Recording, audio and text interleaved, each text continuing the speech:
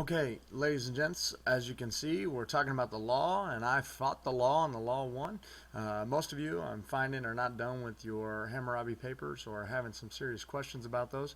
So what we're going to do is we're going to make our first goal this week to finish Hammurabi papers and submit on Google Docs.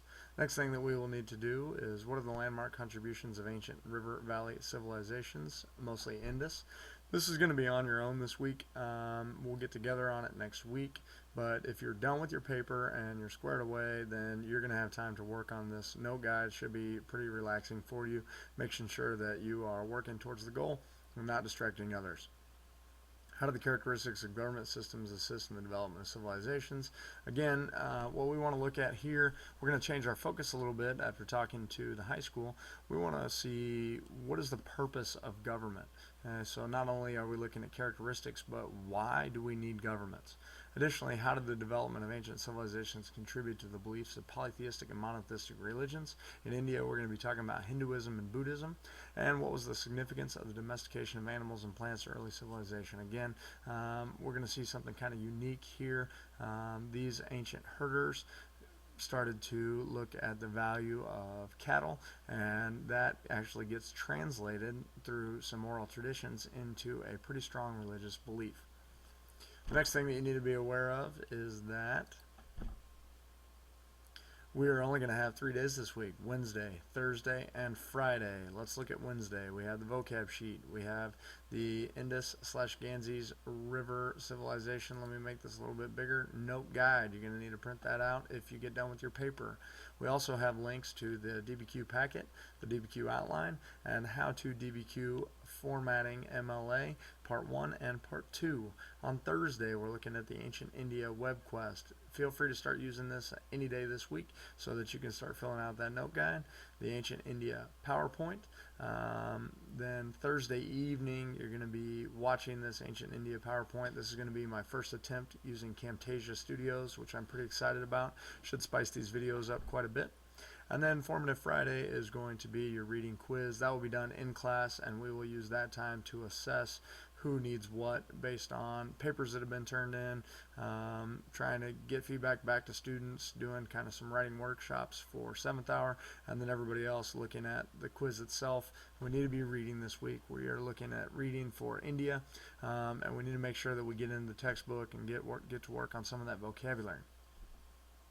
Okay, I've jumped over to the assignment guide here. As you can see, our same goals and objectives are here. Here is our bell ringer for Wednesday. And then what we're looking at Wednesday when you guys come to class is you're going to be in 3 groups. You're going to be in the no outline group, you're going to be in the finished outline group, and you're going to be in the paper finished group, at which point you're working on a Venn diagram. The Venn diagram then is going to compare Egypt to Mesopotamia in all of the categories, so social structure, government, religion, public works, job specialization, tools, weapons, crops, economies, religions. What I want you to do is kind of create a Venn diagram, brainstorm with your neighbors, square away which system is what, making sure that we're clarifying any problems. Notice 1 through 6 up here kind of tended to be our themes on the quiz. So then what we need to do is, when we're done with our Venn diagram, write a 1-paragraph summary and pretend you are a peasant and tell me which civilization you would rather live in and why. This needs to have at least 3 reasons and should be in the discussion board for 7th hour, but also can just be simply on a piece of paper for all other students. Let's see, Thursday we're looking at Folsom Prison Blues.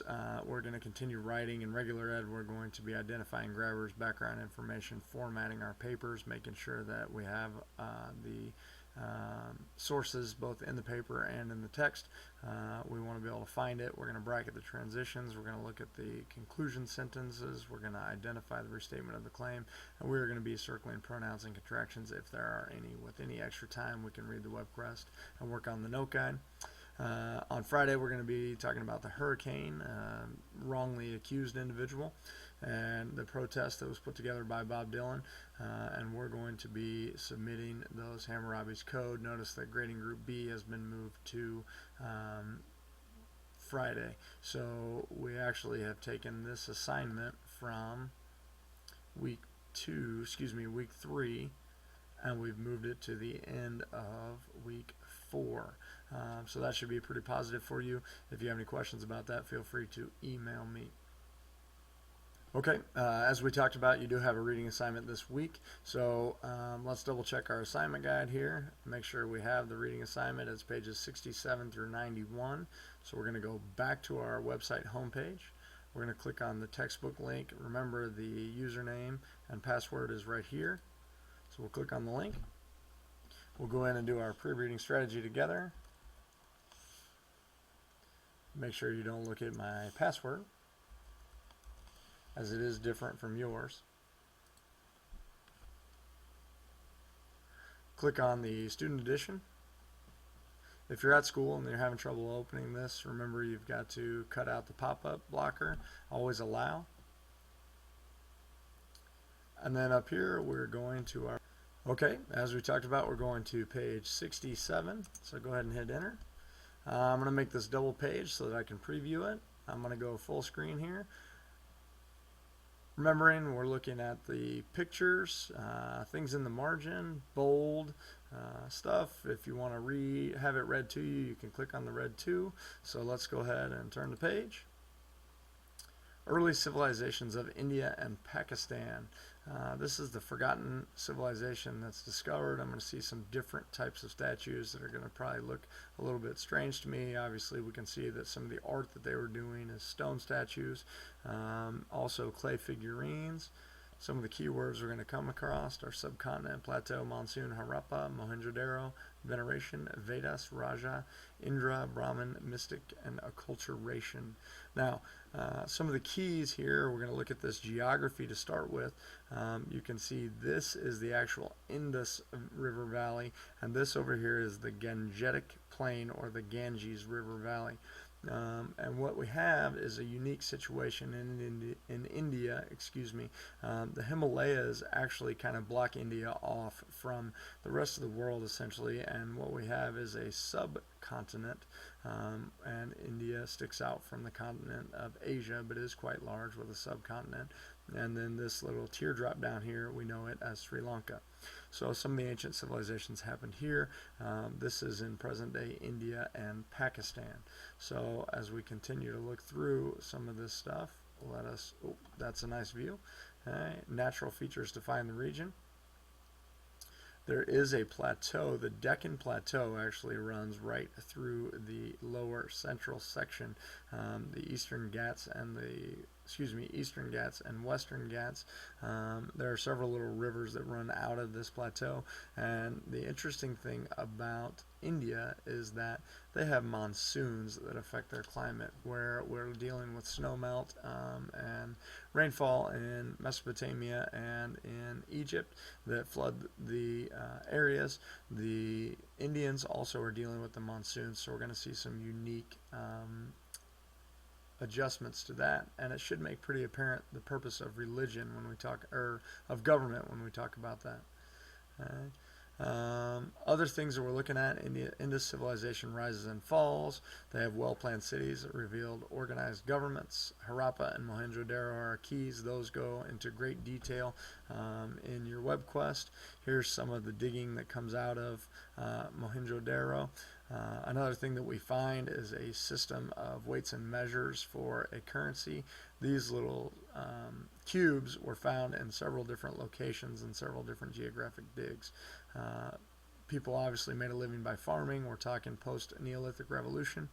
Religious beliefs develop from clues such as statues and images, small clay seals. Archaeologists have speculated about the religious beliefs of the Indus Valley people. Many think that, like other ancient peoples, the people of the Indus Valley were polytheistic. A mother goddess, the sources of creation. Mother here is the key, looking at perhaps a matriarchy in early tribes. The Indus civilization declines by 1900 BC. The quality of life in the Indus Valley was declining. And what we get as far as writing is a little bit problematic, but as you can see, the Indus people carved seals with writing and depictions of animals. We just haven't been able to translate any of this information yet. Aryan civilization develops during the Vedic age. The Vedic is where we start to see the development of Hindus, we're going to see the acculturation, the Vedas, a collection of hymns, chants, and ritual instructions and other religious teachings. Aryan priests memorized and recited the Vedas for thousands of years. It's often called the Vedic Age. The nomadic people went from following herds of cattle to then farming and domesticating them. Aryan tribes were led by chiefs who were called Rajas, a Raja who is often the most skilled war leader, seeing these war leaders taking control of their tribes. The Aryan structure society, they're going to divide it up into what we're going to call the caste system. And God's creation of the universe is described in the Rig Veda. Here you have Purusha and how many different portions. We heard about him on Modern Monday. So here's your creation story right here on page 72. The Aryan religious beliefs develop, as we talked about. You're going to start to see the Brahmins offered sacrifices for food and drink, similar to Mesopotamia and Egypt.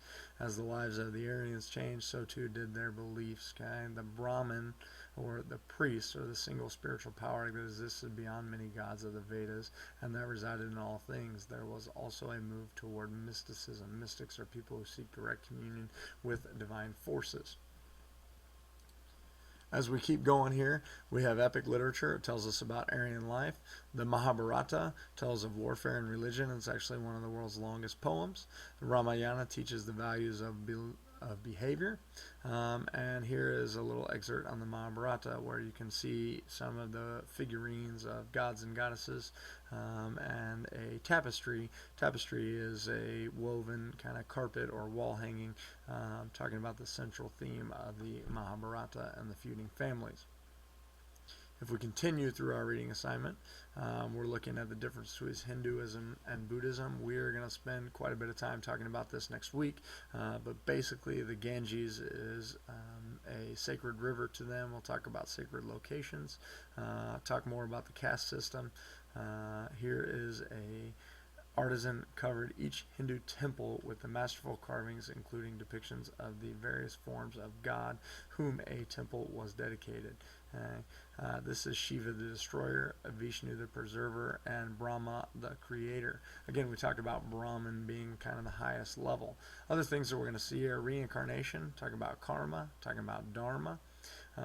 Some of these things are pretty popular in pop culture. We'll be listening to quite a bit of Nirvana next week for those of you who are grunge fans. Jainism is a tertiary religion that develops in India.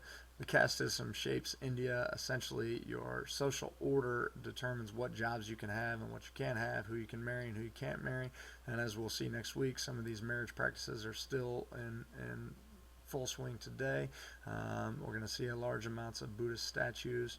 Again, another tapestry depicting kind of the story of Buddha and the key teachings of Buddhism. I have an easy way for you to remember this. Siddhartha Gautama is in fact the Buddha. At age 29, Gautama's life changed. One day he took a ride, and we'll get the Four Noble Truths. My 7th hour 2 years ago summed this up beautifully. Their picture is on the Wall of Fame, so we'll be talking about that. Buddhism then spreads. What we're going to see as you look at this map is that Buddhism is going to spread all over the place. Interesting thing about the spread of Buddhism is that in fact it kind of runs along some of these trade routes and out of these passes through the Himalayas, through Tibet. Tibet is a pretty highly debated area today, so those are some things that you'll need to keep in mind. The other thing is a Buddhist temple. This is a stupa. It is a round dome-like temple. That is where they go to meditate and pray. And then what we're looking at is the powerful empires of India. The Maurya Empire creates a strong government. What you're going to see is kind of the division of India. We have the Hindu Kush Mountains here. We're going to see the Maurya Empire taking control of all of India. And we're going to see some division and disunity. Kingdoms arise across the Deccan Plateau. The Guptas bring about a golden age. We talk about the Guptas. Chandragupta is one of our key players there. Indians make advances in learning. There's tons of learning that actually comes out of India. We'll talk about that in our PowerPoint. Here's some more statues for you. Dance, obviously elaborate dress, and painting, decorations, henna tattoos come from this era. So those are all things to keep in mind. As we finish out here, we're looking at Indian play, Shakuntala, and finally typical village structure and some of those things to be added. Obviously we are out of time, so I'm going to stop here, go ahead and get this video published, and I look forward to having a great week, making sure that we have those papers ready to rock and roll. Thank you for your time.